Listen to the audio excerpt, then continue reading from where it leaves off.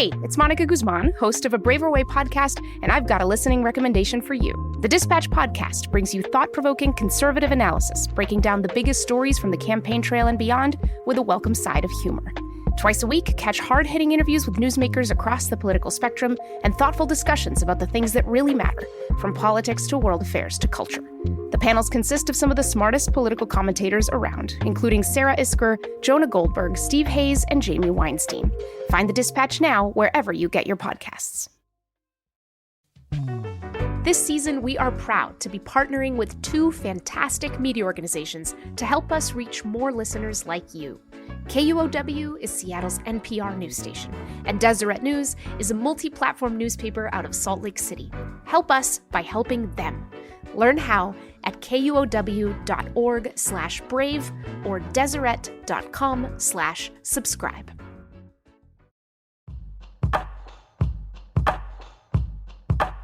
If you want to push for change around a tough political issue, it can feel like you have one of two options: activism or dialogue. Activism or dialogue. But as we heard from our guest on last week's episode, that or can be its own obstacle. I have a huge amount of respect for protest and civil disobedience. Just because I'm curious and I like dialogue doesn't mean that I don't think that change can be made in that way. But I don't think that it's enough. I think sometimes dialogue isn't sufficient on its own either, by the way, but I think that they are a package deal. That's Shira Hoffer, a rising senior at Harvard who created a game-changing hotline for questions about the situation in Israel and Palestine. A painful, heartbreaking conflict where it feels like everyone desperately wants change, but in too many different directions. You can't move fast on an urgent issue just by talking, but you can't move smart on an important one just by disrupting, which gets us to the heart of this week's beat. Doesn't talking and acting do more together than apart? That seems a lot easier for me to imagine if your views on something as volatile as Israel and Palestine are moderate, flexible, maybe a little detached. But if you're more firmly on one side of it, and you take pride in your convictions and in the change you want to see that many others don't, does the package deal still deliver? Shira, who we talked to last week, is Jewish. Jadd Hashem, who you'll hear from in a moment, is Palestinian. He's a student at the University of Texas in Austin and an activist for Palestinian causes. He also, along with his friend Elijah Kallenberg, a Jewish UT student, helps lead something called Atidna International. That's a 2-year-old student organization at UT that brings Jewish and Muslim, Israeli and Arab students together for regular conversations. Conversations where everyone, regardless of their background or political ideology, is encouraged to say what they really think about one of the hardest set of conflicts anywhere, even after October 7th. Hello, my name is Jadd Hashem. I am 20 years old, and I am a Palestinian-American student at the University of Texas at Austin. My father was born and raised in Nablus, which is in the heart of the West Bank of Palestine, grew up with 11 siblings alongside his 2 parents, and grew up under occupation. Okay, I know we just started, but I want to pause here to zoom in on what Jadd just said. He said that his dad, quote, grew up under occupation. Now, when I heard that, I realized it's one of those concepts that I want to make sure I understand, at least on a basic level, to make better sense of everything else. So, since I was feeling inspired by Shira's call to notice what I don't know and ask my questions, I asked. I texted Shira's hotline and asked what it means to grow up under occupation. Here's the response I got, and I quote, "Hi, thanks for the deep and complex question. In 1967, as a result of what has come to be called the 6-Day War, the Israeli military took control of the region called the West Bank, which some Israelis refer to as Judea and Samaria. Since then, Palestinian people who live in this region are subject to Israeli military administration. Roads are controlled by military checkpoint, and access to certain areas is limited." Okay, so with that context, back to Jadd. My father really did have a lot of struggles growing up. Obviously, when you grow up under occupation, there is a lot of negativity. There is a lot of poverty around you, and it's not a stable way to live. But my father definitely learned a lot, and a lot of that includes the idea of being very grateful for what you have, advocating for nonviolence, mutual understanding, advocating for peace and liberation, but doing so in a manner where we're not putting other people's lives at risk. Especially with my father being so close with his family growing up, sort of the idea that family is very important. And the way that I've kind of transferred that message is I believe very thoroughly as a Palestinian that the Jewish people and the Israeli people are our brothers and sisters. And naturally, when we consider them to be a part of our family, it becomes much more difficult to see them as the quote unquote other. And, certainly my father and I don't agree on everything. Even in regards to Israel-Palestine, we don't agree on everything. And that's kind of the beauty of how the world works, right? And so, my father and my parents in particular have always emphasized to me critical thinking, education, but also dialogue and compassion, right? Doing so where we are being kind to one another and empathetic, and doing so in good faith. That day, October 7th, I remember, it was a Saturday morning, and right away, like many of us, there was news that there were attacks in Israel, that basically Hamas fighters had went in and had killed what we had thought maybe at the time was a few hundred Israelis, turned out to be closer to 1,100 to 1,200. As many universities had, we had protests, although we did not have encampments, I should specify, at UT Austin. But we saw escalations on campus, and what we found, especially in our organization, was that many Israeli or more Zionist students felt that, they couldn't speak with Palestinians because there was a potential for justifying terrorism. And what we found is that there were many Palestinian students who said, I don't want to normalize Israel as an apartheid or as a blockading state. And quickly, we found that many people were obviously very divided. Yet, we found there were also many people who wanted to step up and have dialogue. Many people who had never spoken to the quote-unquote other before. I had, I would say, a fair amount of Jewish peers growing up, but I never really engaged that much with the Jewish community or Israelis. I've done a lot more now in the last 10 months than I had probably done in the prior 10 years. So I have a Jewish friend who's a part of Atitna, and he is somebody who was not at the campus protests, and he was somebody who felt very weary about them. He is somebody who is especially cautious of phrases like "from the river to the sea," which is a very common Palestinian chant that is used.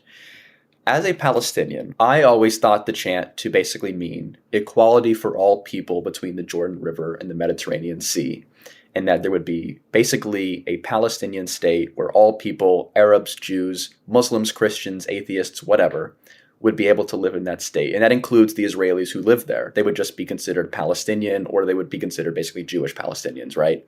And they get still full equal rights. What a lot of Jewish people will say, however, is that the phrase is inherently anti-Semitic because it calls for the dismantling of Israel, which then for a lot of people is following up with the idea that Jews are to basically be expelled into the Mediterranean and to other countries.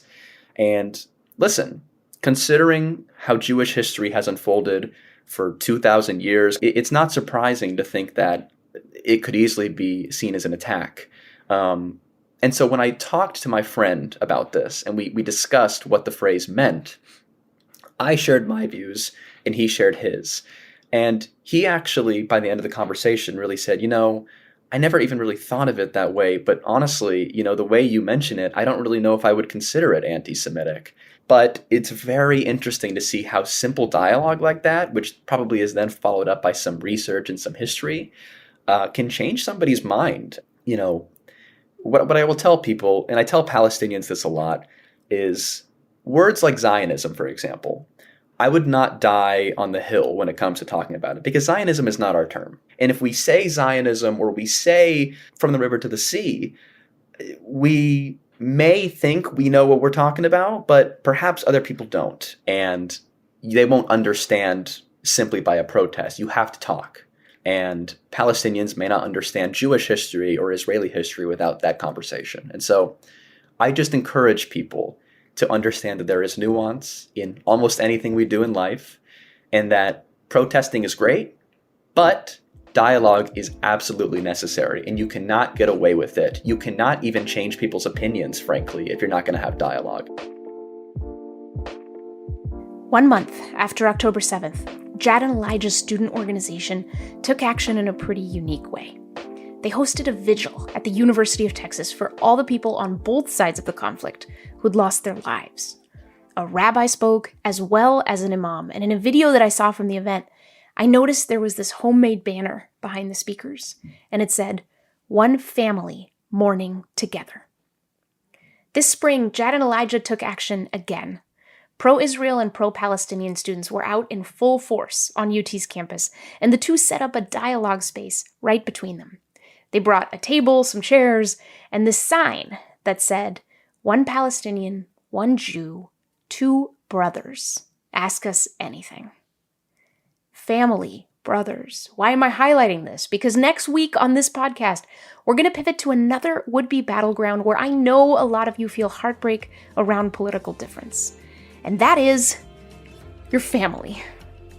If you, like me, are in a politically divided family and you have managed to repair some small part of a relationship that was weighed down by that, with your son or mom or grandpa or cousin, or if you've managed to learn something valuable from a political conversation with a relative on the other side, even a little thing, I would love to hear it so that so many others out there who are looking for hope here can learn from it. Would you send me your story? 2 ways to do it. They're both easy and you can keep it so simple. Please do, like a quick chat among friends. You can email me at abraverway@braverangels.org, or you can text me about it. Just text the word BRAVE to 206-926-9955 to join our text line. Then catch me up. 2 sentences is fine, and I so don't mind typos. I'm looking for stories, not polish, not perfection. Why? Because if I've learned anything doing this work, it's that the most memorable and sometimes impactful wisdom for how to hear and be heard by people who confound you doesn't come from the experts. It comes from each other.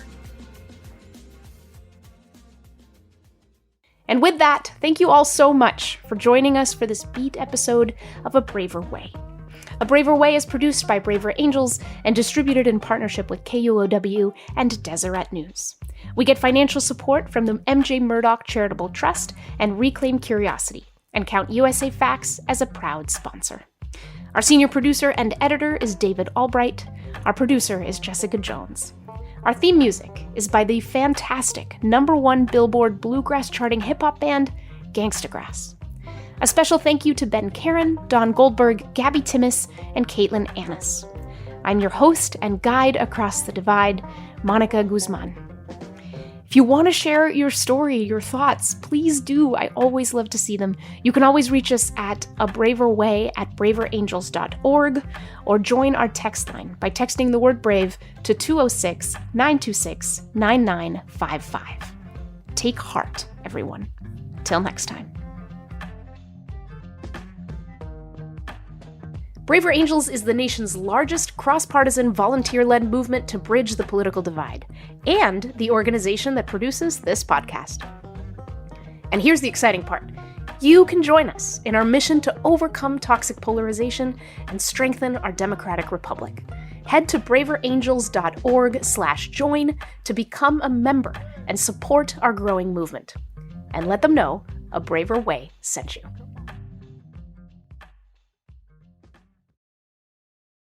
And now, a little more about one of our 2 fantastic media partners. KUOW is proud to partner with A Braver Way to help this podcast reach more listeners like you, because they believe that a better democracy begins with an informed public. As Seattle's NPR news station, KUOW is committed to providing local stories, trusted perspectives, and inspiring conversations, all free of paywalls. Over 90% of KUOW's operating budget comes from community support. If you value this podcast, please consider donating to KUOW at kuow.org/brave.